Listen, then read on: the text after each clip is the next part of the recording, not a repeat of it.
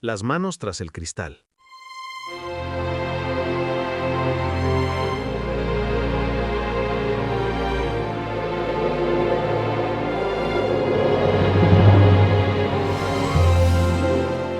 La primera vez que Martín vio a su abuelo envuelto en plástico, creyó que era un astronauta.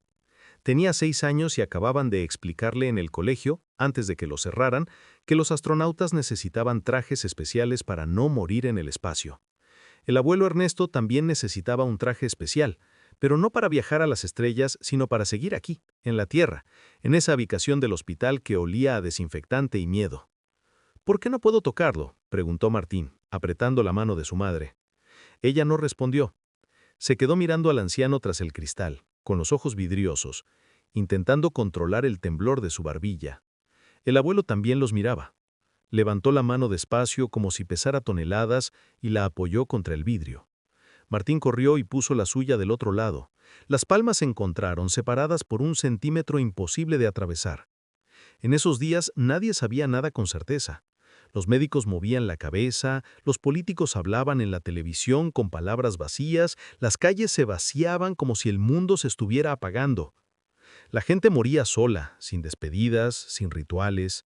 Las familias esperaban al teléfono como náufragos esperan un barco en el horizonte. El abuelo Ernesto había sido ferroviario. Había criado a Martín mientras sus padres trabajaban. Le enseñó a silbar, a reconocer los pájaros, a hacer barcos de papel que flotaban en el arroyo. Le contaba historias de trenes que cruzaban los campos cuando él era joven, de pasajeros que llevaba en el alma, de despedidas en andenes polvorientos. Lo importante de los viajes, le decía, no es a dónde vas, sino con quién te despides y quién te espera al volver. Pero ahora no había despedida posible. La enfermera con escafandra, así la llamaba Martín, la señora astronauta, salió de la habitación y les hizo un gesto. El gesto universal de la derrota. La madre de Martín se derrumbó contra la pared. El niño siguió con la mano en el cristal, esperando que la del abuelo volviera a encontrarse con la suya, pero la mano ya no se movía. Pasaron los años, pero Martín no olvidó. ¿Cómo olvidar esa última mirada, esa mano en el vidrio, ese adiós que nunca fue adiós?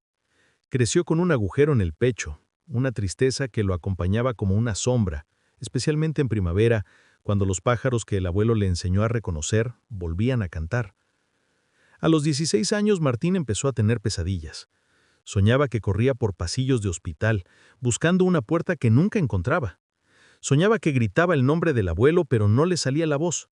Se despertaba llorando, empapado de sudor, con la sensación de haber perdido algo que nunca recuperaría. Su madre también cambió. Se volvió silenciosa, distante.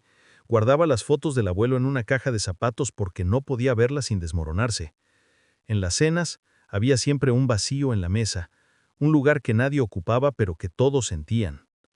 La psicóloga que finalmente visitó a Martín, años después, se llamaba Clara. Era una mujer de mirada tranquila, que no intentaba arreglar nada demasiado rápido. En su consulta había una planta que siempre estaba floreciendo.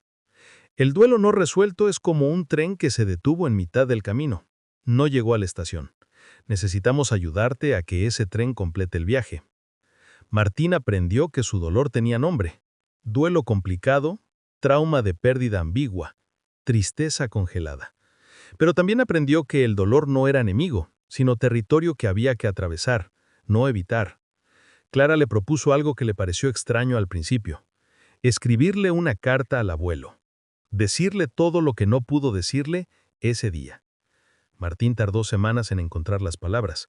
Cuando finalmente las encontró, lloró tanto que las lágrimas mancharon el papel. Abuelo, no pude despedirme de ti, pero nunca dejé de quererte. Cada pájaro que canta, cada barco de papel que flota, eres tú. No te fuiste solo, aunque yo no estuviera ahí. Te llevaste conmigo en cada silbido, en cada primavera. Después, Clara lo llevó a un ejercicio más difícil. Imaginarse en esa habitación del hospital, pero esta vez entrando, esta vez abrazando al abuelo, esta vez diciéndole adiós. Era solo imaginación, pero el cerebro no distingue del todo entre lo imaginado con intensidad y lo vivido. El abrazo imaginado sanó algo que el abrazo real nunca pudo dar. Su madre también necesitó ayuda. Comenzó terapia de grupo con otras familias que habían perdido a alguien durante la pandemia. Ahí descubrió que no estaba sola. que su dolor era compartido por miles, que había formas de honrar a los muertos sin quedarse atrapada en el pasado. Juntos, Martín y su madre crearon un ritual nuevo. Cada año, en el aniversario de la muerte del abuelo, iban al arroyo donde solían hacer barcos de papel. Hacían uno especial, escribían en él un mensaje para Ernesto y lo dejaban navegar río abajo. No era magia, no traía al abuelo de vuelta, pero les daba un lugar donde depositar el amor que no habían podido entregar. Martín estudió para ser enfermero. No fue casual. Quería estar del lado de adentro, donde su abuelo había estado, donde tantos habían muerto solos. Quería asegurarse de que nadie más muriera sin que alguien le tomara la mano, aunque fuera con guantes. En su primer día en el hospital, conoció a un anciano que le recordó al abuelo Ernesto. El hombre estaba solo, sin familia, muriendo de algo que no era COVID, pero que lo dejaba igual de aislado.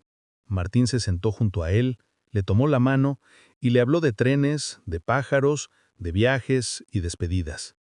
El anciano murió esa noche, pero no murió solo.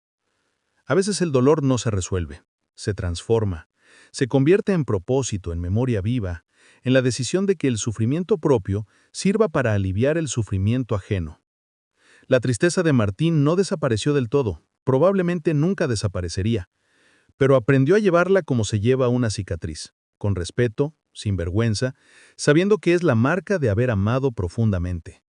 Y en las noches de primavera, cuando escuchaba el canto de los pájaros, ya no era solo tristeza lo que sentía, era también gratitud, porque el abuelo Ernesto le había enseñado a reconocerlos, y esa enseñanza era una forma de no haberse ido del todo.